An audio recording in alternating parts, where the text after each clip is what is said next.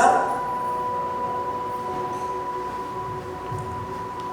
Nós vamos estar lendo a partir do verso 14 até o verso 22.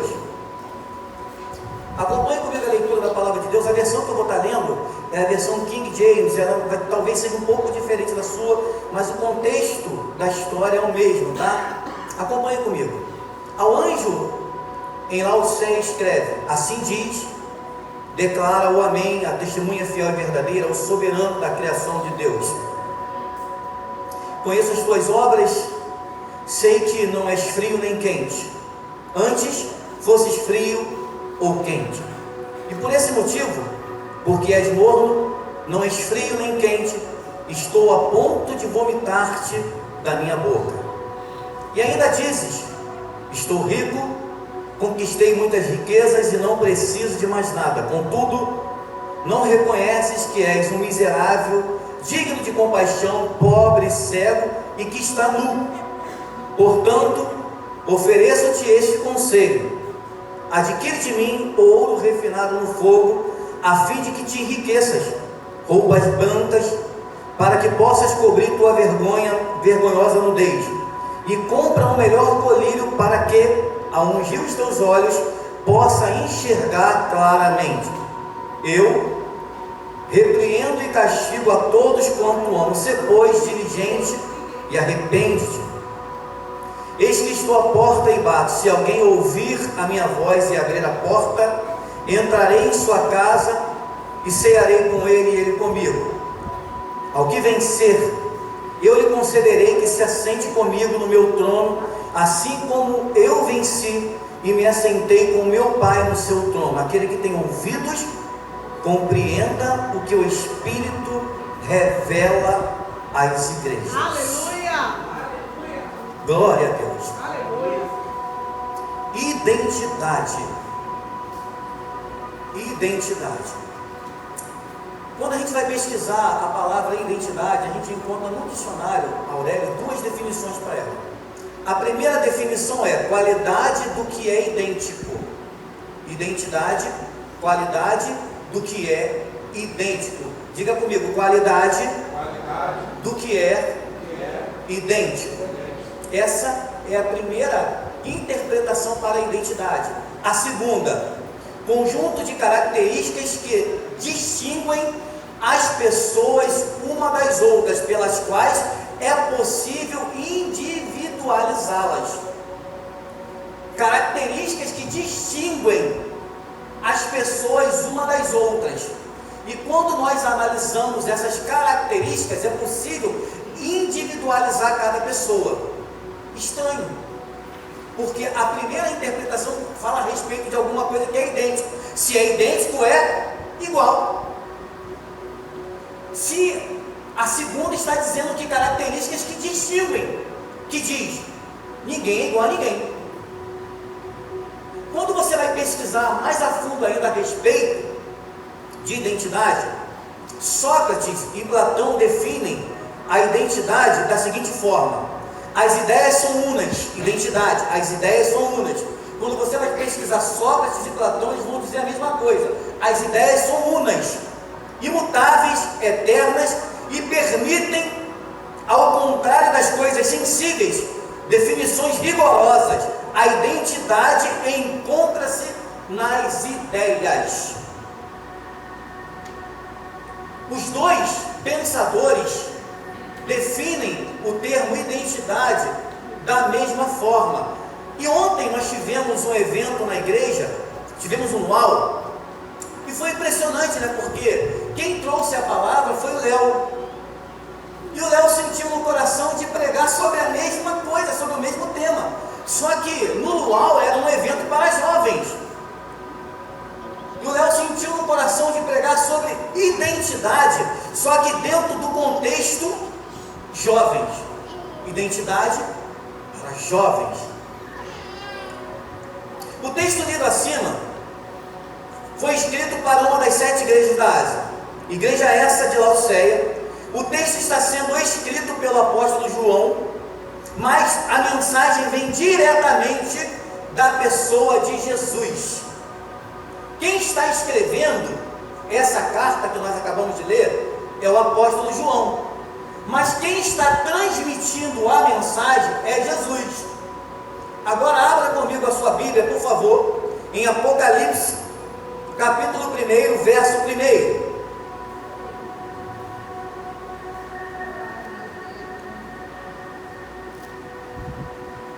A gente precisa criar o hábito de mexer na Bíblia, vasculhar a Bíblia. Vocês já acharam? Amém? Tem alguém procurando ainda? Quem está escrevendo as cartas é o apóstolo João. Acho que ninguém discorda disso. Amém? Só que João, ele não está escrevendo porque ele quer escrever. João, ele está escrevendo porque alguém deu para ele essa missão. E essa missão foi dada a João diretamente pela pessoa de Jesus Cristo. E isso nós encontramos escrito exatamente no primeiro capítulo, primeiro versículo de Apocalipse, que diz assim: revelação de Jesus Cristo, que Deus lhe concedeu para mostrar aos seus servos os acontecimentos que em breve devem se realizar, e que ele, por intermédio de seu anjo, expressou ao seu servo João. Então, quando nós lemos o texto de João, e é do nosso conhecimento que João, nesse período, ele estava aprisionado na ilha de Patmos. João foi o único apóstolo de Jesus Cristo que não foi assassinado, embora tenham tentado matá-lo, assassiná-lo, mas não conseguiram. Só que Jesus Cristo tinha uma missão especial para João, e a missão era escrever a respeito dos acontecimentos dos últimos dias. Por isso que Apocalipse capítulo 1, verso 1, Jesus Cristo diz: acontecimentos que brevemente devem acontecer. E quando nós começamos a ler o livro de Apocalipse, após isso, abre-se então um espaço para um período das igrejas. João, ele escreve para as 7 igrejas que haviam sido fundadas na Ásia. E essa carta que nós acabamos de ler, que está escrito no capítulo 3, do verso 14 ao verso 22, é uma carta que está sendo endereçada diretamente à igreja que está na cidade de Laodiceia. João começa as cartas endereçadas às igrejas sempre da mesma forma: ao anjo que está na igreja de. Aí a gente já percebe que, embora seja João escrevendo, é Jesus que está dizendo: ao anjo que está na igreja de, assim diz. E para cada uma delas, Jesus Cristo se apresenta de uma forma. E é interessante quando nós estamos no mesmo espírito, porque as coisas vão se completando. Por exemplo, hoje foi cantado aqui que Jesus Cristo é o soberano, que Ele é a criação, que Ele é o motivo de todas as coisas existirem. E é dessa forma que João começa escrevendo a igreja de Laodiceia. Ao anjo que está na igreja de Laodiceia, assim diz o soberano, a testemunha fiel, a criação de todas as coisas. Foi cantado isso aqui nessa noite. Em cada uma das igrejas, Jesus Cristo sempre diz assim: ao anjo que está, assim diz. Aqui é definido automaticamente que a carta está sendo escrita para alguém e para uma igreja que está em um lugar. Isso é definido em cada uma das cartas.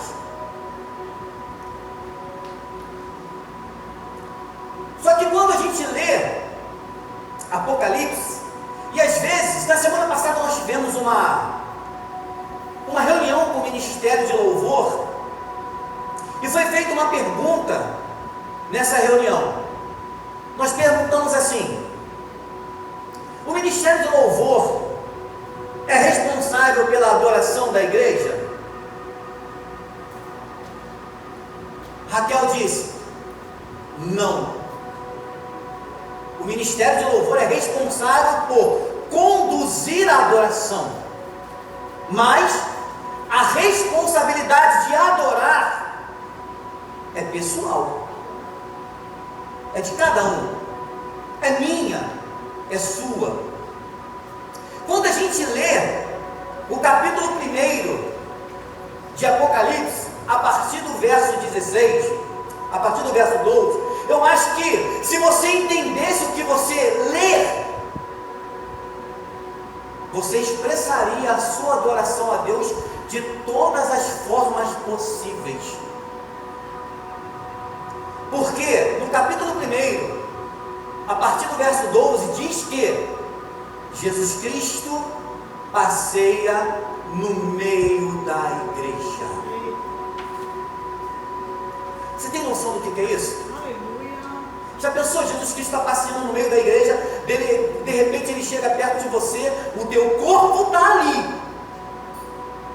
mas a sua mente está em qualquer outro lugar que não seja esse lugar. O ministério de louvor, ele é responsável sim, por conduzir a adoração a Deus, mas a responsabilidade de adorar, de expressar a nossa gratidão a Deus, ela é pessoal. Eles adoram, porque eles foram separados para isso.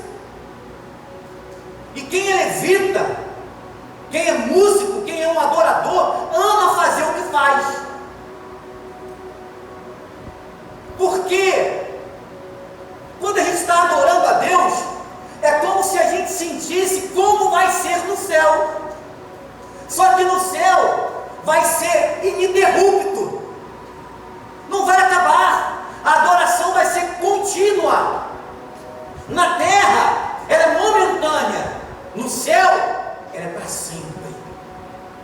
Então quando a gente está adorando, a gente se entrega, porque na adoração, no ato da adoração a Deus, é como se você dissesse para Deus: eu queria que esse momento durasse para sempre, não acabasse.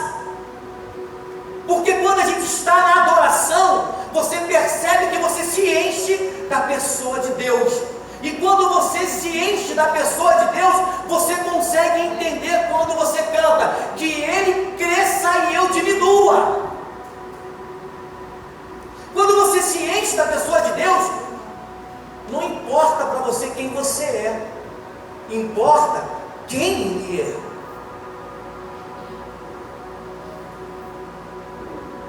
Apocalipse capítulo 1, a partir do verso 12.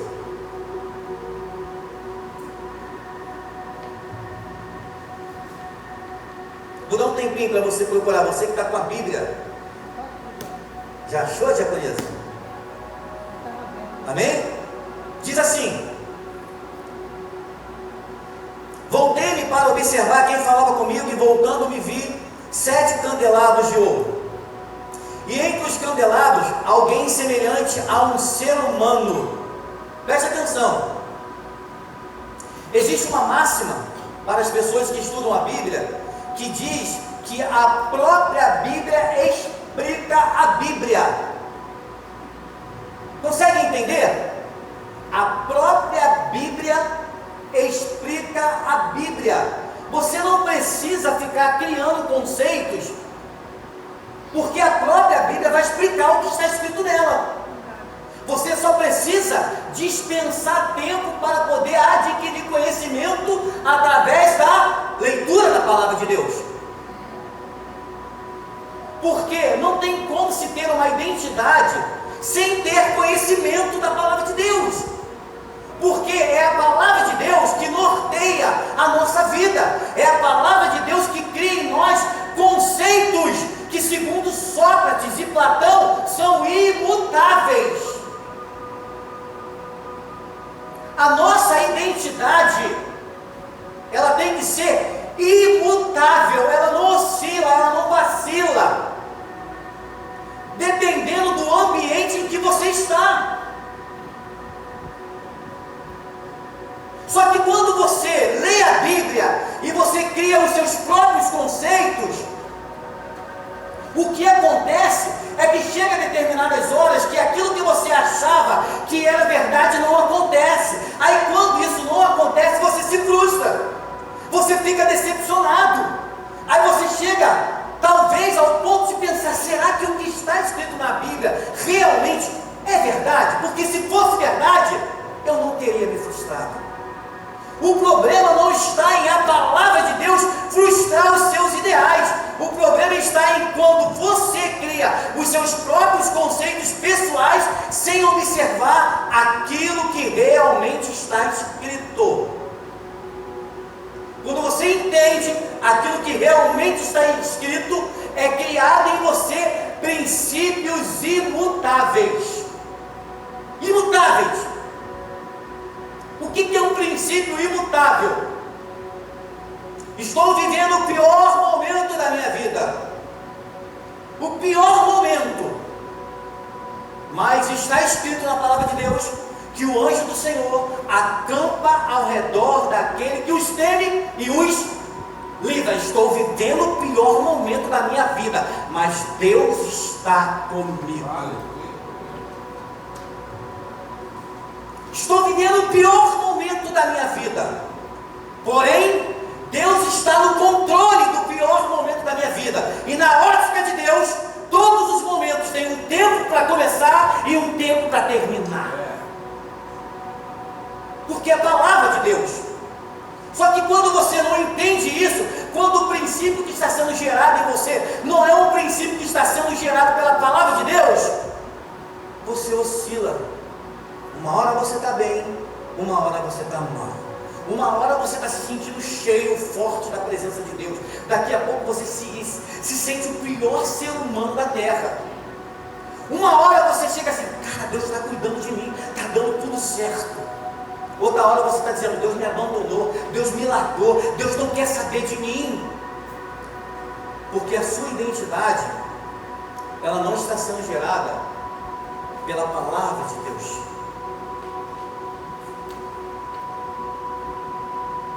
Voltei-me para observar quem falava comigo, e voltando-me vi 7 candelabros de ouro. João está tendo essa visão.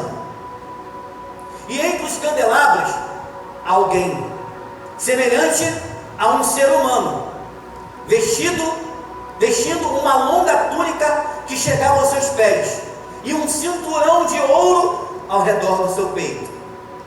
Sua cabeça e cabelos eram brancos como uma lã, tão brancos quanto a neve, e seus olhos como uma chama de fogo. Seus pés reluziam como metal, quando é refinado em fornalha ardente. A sua voz como o som de muitas águas. Tinha em sua mão direita 7 estrelas, e da sua boca saía uma espada com 2 gumes afiados. Seu rosto era como o próprio sol, quando brilha em todo o seu resplendor. Verso 20.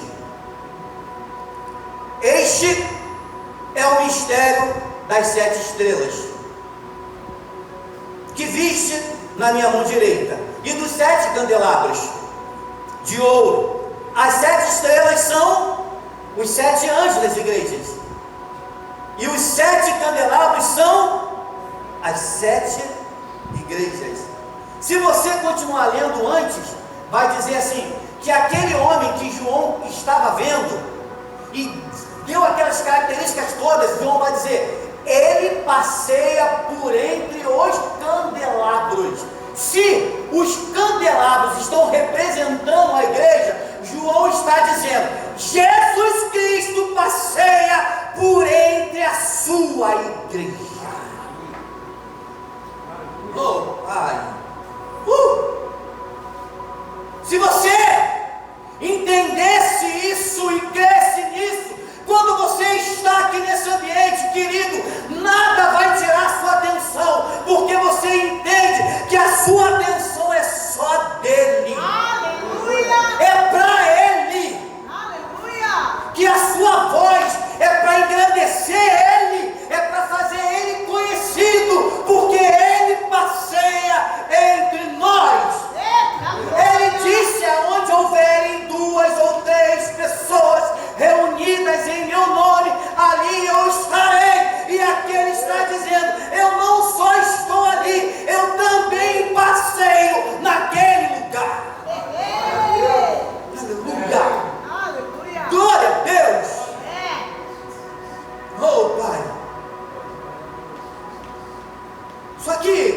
nós falamos de identidade,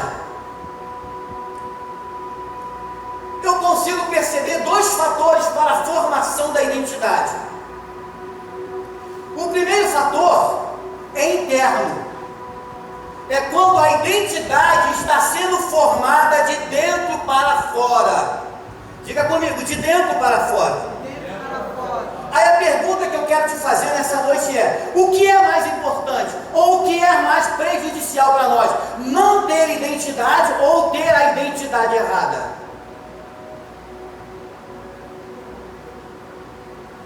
Não ter identidade ou ter a identidade errada. Quando nós falamos de identidade, da nossa identidade, da formação da nossa identidade, eu consigo perceber dois fatores para a formação da identidade. O primeiro fator está ligado quando a identidade está sendo formada de dentro da igreja para fora. O problema é que, de repente, quem está dentro pode estar transmitindo uma informação errada, e por causa dessa informação estar errada, a sua identidade está sendo formada de forma errada. Por isso, Jesus Cristo escreve ao anjo que está na igreja de Laodiceia, assim diz. E é interessante que quando você vai analisar a igreja de Laodiceia, um princípio que é muito discutido entre nós é quebrado para mim. A gente sempre diz assim: o extremo que é perigoso, está no extremo que é o problema. Só que quando a gente está lendo, Jesus Cristo diz: você não é quente nem frio, você é morno. Extremo, quente. Extremo, frio. Ponto de equilíbrio, morno. Cristo diz: porque você não é quente, porque você não é morno, não é frio, estou a ponto de vomitar-te da minha boca. Eu penso que na construção da nossa identidade é melhor você estar nos extremos do que estar no chamado ponto de equilíbrio. Porque quando a gente vai analisar a estrutura do texto que nós acabamos de ler, Jesus Cristo está usando características da cidade de Laodiceia para dizer como aquela igreja era naquele lugar. A cidade de Laodiceia era uma cidade muito rica, era uma cidade costeira, aonde muitos polos comerciais estavam estabelecidos. As pessoas iam a Laodiceia para poder negociar. Conta a história que, mais ou menos no ano 70, 75, Laodiceia sofreu um terremoto tão grande que praticamente a cidade foi totalmente destruída. Essa carta que nós acabamos de ler foi transmitida pelo apóstolo João no ano 80. No ano 80, a cidade de Laodiceia já havia sido totalmente reconstruída, por tão rica ela ser. Quando a gente vai estudar, analisar no contexto histórico, você descobre que na cidade de Laodiceia existiam algumas fábricas têxteis que produziam um tecido que só lá fabricava, não tinha em nenhum outro lugar. E além disso, algumas pessoas, alguns peregrinos, para poderem ir a Laodiceia, eles precisavam atravessar o deserto. E quando a gente está no deserto, a gente acaba atravessando algumas tempestades de areia. E a sensação de quem tem areia nos olhos é igual a sensação de conjuntivite. Aí Jesus Cristo diz: você acha, está falando para a igreja que está em Laodiceia, você diz: eu sou rico, eu não preciso de nada. Você acha que você tem a visão. Jesus Cristo diz: você é miserável, você é pobre, você é cego, você é nu. Sabe por quê? Porque aqui, no caso da igreja de Laodiceia, o problema estava sendo de dentro para fora. A identidade estava sendo formada errada, de dentro para fora. Abra comigo, por favor, a sua Bíblia agora, na segunda carta de Paulo a Timóteo, capítulo 4, verso 3.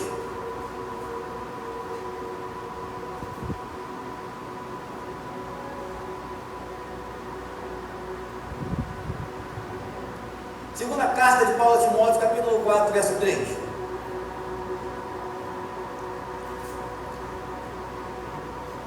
Diz assim a palavra de Deus: porquanto, quem está escrevendo agora é Paulo, porquanto chegará o tempo em que não suportarão o santo ensino.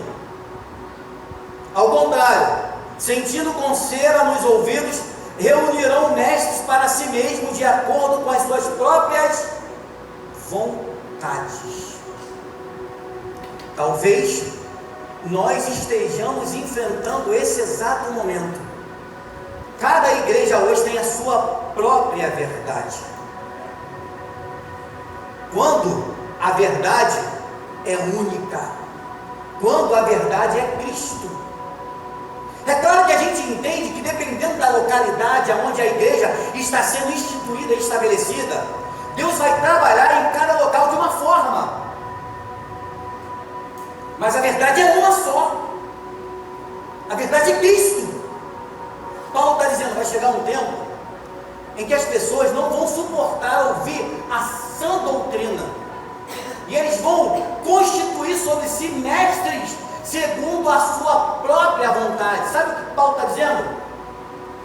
É que vai chegar um tempo em que você não vai querer ouvir o que está escrito na palavra de Deus, mas você vai querer ouvir aquilo que você quer que a pessoa que está na frente fale para você ouvir. Você está no pecado, não tem problema não, Deus te ama, Deus te ama, você pode continuar no pecado. A sã doutrina diz: pare de pecar. Você não consegue lidar, vencer o seu próprio temperamento. Os mestres que nós instituímos, segundo o nosso próprio coração, vai dizendo: não tem ninguém perfeito. A sã doutrina vai dizer: o fruto do amor é amor, gozo, paz, longanimidade, benignidade, mansidão, domínio próprio, temperança. O fruto do Espírito não vai agir no teu irmão, não. Vai agir em você. Vai agir em você. Porque a gente precisa se conhecer. Só que vai chegar um tempo, e talvez nós já estejamos vivendo esse tempo, e eu, Carlos Augusto, pessoalmente acredito que estamos vivendo. Sabe por quê? Porque nunca houve um movimento de pessoas tão decepcionadas com a igreja como está tendo agora. E a pergunta que eu quero te fazer é: o problema está na palavra de Deus? É a palavra de Deus, é a sã doutrina que está gerando decepção nas pessoas? Ou será que tem pessoas que estão falando da sã doutrina segundo aquilo que elas mesmas entendem? Oh, Pai. Aí quando alguém fala da sã doutrina segundo o que ele próprio entende, ele vai falar para você assim: se você não der o seu dízimo, você vai para o inferno. Você vai morrer de medo, vai deixar de pagar a conta de luz, vai deixar de fazer a compra, mas vai dar o dízimo, porque alguém te disse que se você não der, você vai para o inferno. A sã doutrina vai te dizer: cada um contribua segundo o propósito do seu coração, não com tristeza, mas com alegria. A sã doutrina vai dizer: o dízimo é uma ação de gratidão a Deus por tudo aquilo que Ele já está fazendo na sua vida. Você não dizima porque você é obrigado, mas você dizima porque você é grato a Deus. Alguém que interpreta a Bíblia segundo a sua própria palavra vai dizer assim: o dízimo é da lei. A sã doutrina vai dizer: quem te falou que o dízimo é da lei? O dízimo é antes da lei, e não era imposto. Quando Abraão se encontra com Abimeleque, após ele vir de uma grande guerra, de uma grande batalha, ele voluntariamente tira o dízimo e dá. Esse é o problema, porque os maliciosos vão criar conceitos em cima da palavra de Deus para arrancar alguma coisa de você, querido. Os maliciosos vão dizer: Dê 300, que Deus vai te dar 3.000. Os malandros dentro da igreja vão dar os 300 para ganhar os 3.000. É a lei da troca. Porque tem isso. Tem gente que usa ponto de contato. Não, você pode dar, você pode dar. Deus só vai fazer se você der. Talvez por causa disso, hoje, algumas pessoas passam do outro lado da rua, porque não querem passar perto da igreja, porque elas criaram um sentimento de repulsa pela igreja, porque a identidade que foi formada de dentro para fora estava deturpada, estava sendo dito ao contrário. E é isso que você precisa entender. Quando nós estamos aqui nesse lugar, quando você vem a esse lugar, não é para você ouvir o que você quer ouvir, querido. Se a tua vida está errada, se você está tendo procedimentos que estão errados, a palavra de Deus vai confrontar a tua vida para fazer você entender que você precisa mudar. Não é a Bíblia que vai mudar para se ajustar à sua vida. É você que vai se ajustar segundo o padrão da sã doutrina. Pai.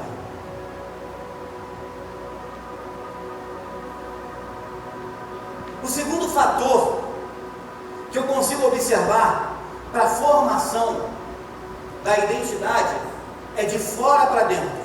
O primeiro é de dentro para fora, quando nós somos instruídos. Aí quando nós somos instruídos de dentro para fora na sã doutrina, tem dois tipos de pessoas sentadas: a que se submete à sã doutrina e aquela que diz: não vou me submeter à sã doutrina porque eu não concordo com aquilo que está escrito. Conseguiu entender isso? Aqui entende que aquilo que está escrito é verdade e é verdade absoluta. Existem muitas verdades, mas todas elas são relativas. Mas existem verdades que são absolutas. Verdade relativa. Quem cozinha com cebola? Quem odeia cebola? Fabiane, pastor Alexandre. Mas quando vai na minha casa comigo, come com cebola. Verdade relativa. Verdade relativa. Cara, um frango feito com cebola é outro frango. Verdade relativa. Cara, não tem nada a ver frango com cebola. Eu quero comer frango, eu não quero comer cebola. Verdade absoluta. Jesus Cristo é Deus, é o único que ressuscitou. Nós tivemos vários líderes, vários homens influentes, mas o único que morreu e ressuscitou é Jesus Cristo. Verdade absoluta. Aí você que está sentado aí, é você que escolhe se submeter ou não à verdade, para que a sua identidade possa ser formada segundo o padrão da sã doutrina. Quando a nossa identidade é formada segundo o padrão da sã doutrina, os seus olhos se abrem e você descobre o que Deus tem para a sua vida. Só que quando a sua identidade está sendo formada pela sã doutrina, Deus te diz assim: olha, tudo que está acontecendo na sua vida, só existe um culpado, esse culpado é você. Você. Eu te disse para você não se envolver com ele.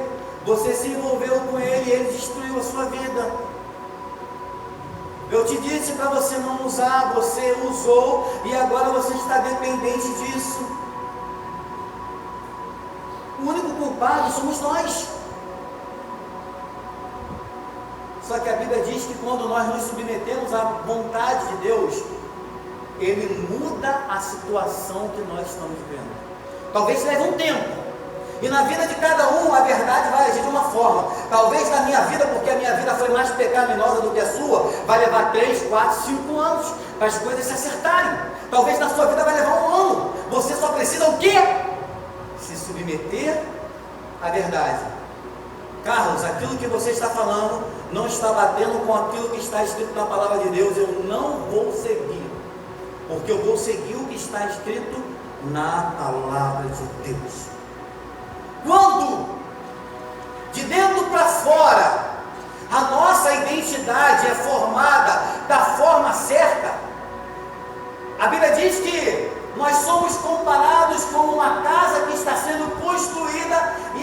base está firmada sobre a rocha. Vai vir um vento forte, vai vir um temporal. Vamos interpretar isso? A Bíblia está dizendo que você não vai enfrentar problema, que você não vai ter dificuldade na sua vida. Não! A Bíblia está dizendo, você vai ter problema, você vai ter dificuldade, mas você está com a vida alicerçada sobre a rocha. Você não vai ruir. Vai passar, querido. Vai passar. E quando a tua vida não está alicerçada na rocha, o vento forte vem, o temporal vem, você cede, você some da igreja. Porque você acha que o problema está na igreja. O problema está na mensagem que o pastor está pregando. Você consegue achar problema em todo mundo, só não consegue enxergar o problema em você mesmo. Em você mesmo, querido. Aí você some da igreja, você fica revoltado, você fica chateado. E não adianta. Não adianta. O pastor Alexandre falou isso aqui na semana passada. Deixa eu te dizer uma coisa. Não tem como ter vida fora do corpo. Tem pessoas problemáticas dentro da igreja, pessoas de temperamento difícil, e eu sou uma delas. Mas você precisa estar envolvido no corpo. Porque se você for arrancado do corpo por vontade própria, mais cedo ou mais tarde você vai morrer. Existem duas opções de ser arrancado do corpo. A primeira é quando você mesmo sai do corpo. E a segunda, o pastor Alexandre também pregou isso, é quando você não frutifica. Quando você não cria uma identidade sólida, você não gera, você não frutifica. Aí o próprio Cristo te tira do corpo e te lança onde? No fogo. É o que está escrito. O segundo fator para se gerar uma identidade deturpada é quando essa identidade está sendo gerada de fora para dentro. O primeiro, de dentro para fora. O segundo, de fora para dentro. Abra comigo a sua Bíblia, Romanos 12, verso 2.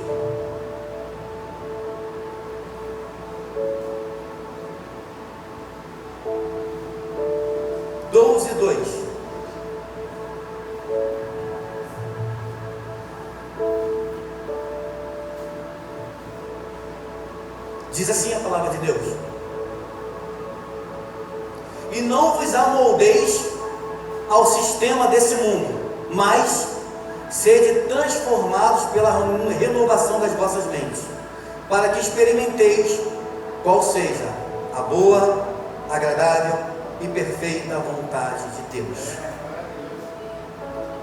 Deus está dizendo para você, a sua identidade não pode ser gerada de fora para dentro. Você é um agente transformador, porque a sua identidade ela é gerada, ela é formada a partir da sã doutrina de dentro para fora. E quando você vai para fora, você muda o ambiente onde você está, querido. Características de pessoas que têm a identidade formada de fora para dentro. Bem-aventurado é o homem que não anda segundo o conselho dos ímpios, nem se detém no caminho dos pecadores, nem se assenta à roda dos escarnecedores. Pessoas que têm a identidade formada de fora para dentro são pessoas que, quando estão sentadas junto com os seus amigos que não partilham da mesma fé, eles falam a mesma língua daquela pessoa. Você está aqui, você conta piadas santas. Porque crente também conta piada. Amém ou não amém? O que o pintinho disse para a galinha? Quem falou? Piu! Uma piada santa. Sem graça, mas santa. Aí quando você está lá fora, você conta piadas obscenas. Você fala a mesma língua. Você pensa igual. nossa identidade está sendo formada pelo sistema. Paulo diz: não vos conformeis ou não vos amoldeis ao sistema, para que você possa experimentar qual seja a boa, perfeita e agradável vontade de Deus. A sua identidade precisa ser formada segundo o padrão da sã Escritura, porque a vontade de Deus é que você experimente qual é a boa, agradável e perfeita vontade de Deus. Você acha que Deus quer que Raças coma picanha e eu coma aceio? Só quem faz essa separação é Daniele. Toda vez que o pastor Alexandre vai na casa da Daniele, irmãos, o cardápio, Kelly também, de vez em quando Kelly posta umas fotozinhas lá, meio complicada, e ela faz para provocar. Kelly deve fritar papo de 4, 5 quilos de camarão de uma vez só. Nunca chamou. Você é sua amiga, né? É o mesmo cardápio da Casa da Luz. E pastor Alexandre não guarda segredo, não. Pastor Alexandre liga para ele: sabe o que eu comi na casa de Daniele? Aí o camarão, aí o camarão. Nunca comi camarão na casa de Daniele. Nem cheiro eu senti.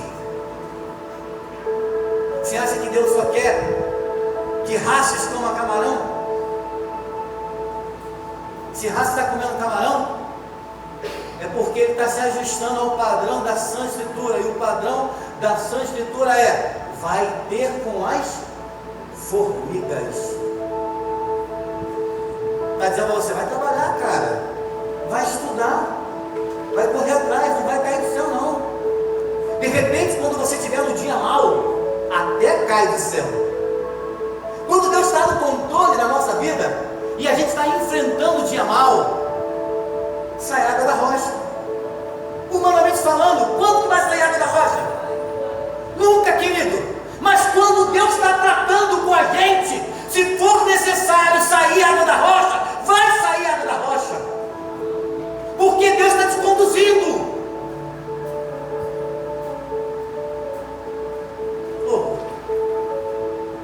Quando você está no deserto, o que é que você precisa? O que você precisa, Raça, no deserto? Água. Quem concorda com Raça aí? Pensei que Raça ia dizer camarão no deserto. Concorda, Zé?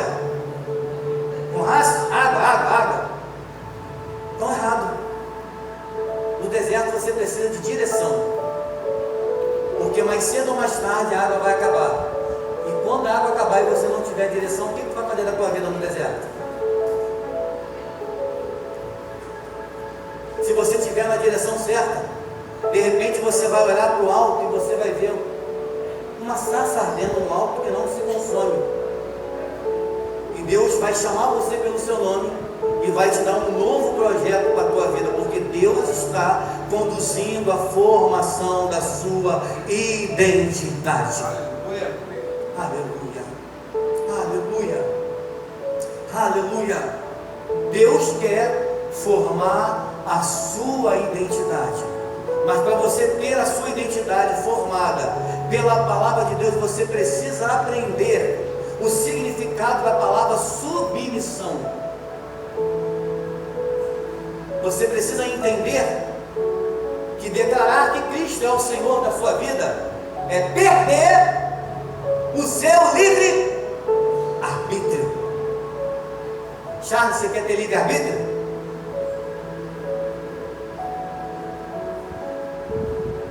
Com Cristo acaba a liberdade. É Ele que diz o que nós devemos fazer. Oh Pai, oh Pai, Jesus está dizendo para a igreja de Laodiceia: você não é quente, você não é frio, você é morno. Quando você está na igreja, você parece que é quente, mas não é quente. Quando você está lá fora, você age, você fala, você pensa, você faz igual a cidade onde você está. Era isso que Jesus Cristo estava dizendo para Laodiceia. Você está na cidade de Laodiceia, mas você não está fazendo a diferença em Laodiceia. Você está falando a mesma língua de Laodiceia. Por isso estou a ponto de vomitar-te da minha boca. Oh, Pai, você não pode deixar a sua identidade ser sucumbida pela opressão do mundo. O que está em você é mais forte, querido. Ele te chamou para você fazer a diferença. Ele te chamou para você gerar, para você modificar o ambiente, o meio onde você está. Uma menina, os pais haviam sido assassinados, mortos. Ela foi levada como escrava, cativa. Estava vivendo no meio de um povo estranho. Havia perdido a sua liberdade. Quando Naamã entra, ela disse: se o meu Senhor soubesse que em Israel existe profeta, e este profeta curaria a lepra dele. Uma pessoa que tem a sua identidade transformada, ela não muda segundo o ambiente, ela muda o ambiente. Aleluia, glória a Deus. Uma pessoa que não tem a sua identidade transformada por Cristo vai falar assim: que ele morra, que ele morra. Matou meu pai, matou minha mãe, que ele morra com essa lepra. Uma pessoa que tem a identidade transformada diz: meu pai está morto, minha mãe está morta, mas Deus me deixou viva. Se meu Senhor soubesse que em Israel tem profeta de Deus. Você foi chamado para transformar. Você foi chamado para quando você chegar, as trevas baterem em retirada, porque tem luz em você. Quando você abrir a sua boca para falar, as pessoas vão querer estar perto de você, porque você vai falar daquilo que o teu coração está cheio. O teu coração está cheio de Jesus. E ficar perto de você é prazeroso. É por isso que a casa do pastor Alexandre vive cheia de gente. Porque o pastor Alexandre, desse tamanho todo que ele é, está mais cheio do que nós de Jesus. Conseguiu entender isso? Eu era motorista de ônibus. O pastor sabe como é que é ser motorista. Ou profissão difícil para ser crente é ser motorista. Volta e meia, sem você querer, sai uma palavra que você não deve falar. O cara te dá uma fechada, ao invés de você falar: vai na paz, Deus te abençoe, você fala: tá maluco, desgraçado?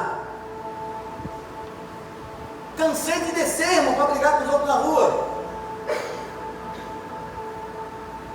Você não sabe, mas existe um leão dentro de mim, que é vencido todos os dias por Jesus.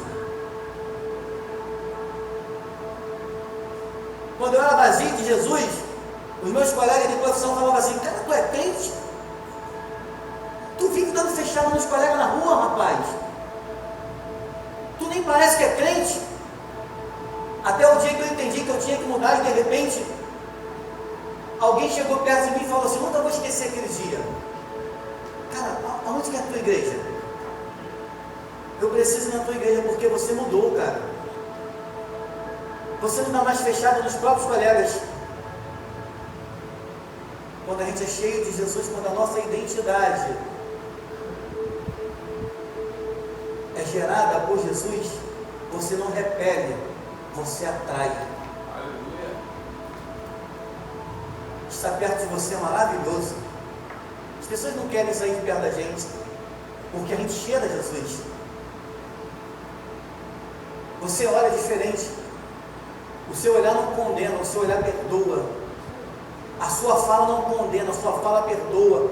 porque você se coloca no lugar da pessoa. Você diz, não, eu não vou condenar, porque se eu estivesse no lugar dela, eu não ia querer ser condenado. E a pergunta que eu quero te fazer nessa noite é, na sua identidade, como está a sua identidade? As pessoas conseguem ver Jesus na sua identidade? Por que você não é quente? Por que você não é morno? Não é frio? Você é morno. Estou a ponto de te vomitar da minha boca. Isso deve ser muito sério para um cristão ouvir isso da pessoa de Jesus, né? Eu vou interpretar Jesus falando, não estou suportando você. Estou a ponto de te abandonar. Tem mais duas Jesus falar isso para alguém? O amor, a essência do bem, da paciência, do que é ser longânimo, benigno. Fala isso para alguém. Deus nos chamou para nós sermos diferentes do mundo. Se está escrito na palavra de Deus que as portas do inferno não vão prevalecer sobre a igreja, enquanto a igreja estiver na terra, a igreja irá prevalecer sobre as trevas. Porque a palavra de Deus, você não está sozinho. Eu vou voltar para o Pai, eu vou preparar um lugar para você, mas eu não vou te deixar sozinho. Eu vou enviar o Consolador e Ele vai ficar com você para sempre. Enquanto a igreja de Cristo estiver na terra, a igreja verdadeira, e você não é igreja, mas você é parte da igreja. Se você é parte da igreja, se você é parte da noiva, aonde você chega? As trevas batem em retirada, porque você está cheio de Jesus. Mas se você está chegando e o ambiente não está modificando, é porque talvez você esteja nesse tal ponto de equilíbrio. E nessa noite Deus está te dizendo, você está frio? Você precisa se esquentar. É isso que Deus está dizendo para você nessa noite. Você precisa submeter a sua identidade a Jesus Cristo, porque a sã doutrina fala da pessoa de Jesus. Fique de pé em nome de Jesus. Fique de pé em nome de Jesus.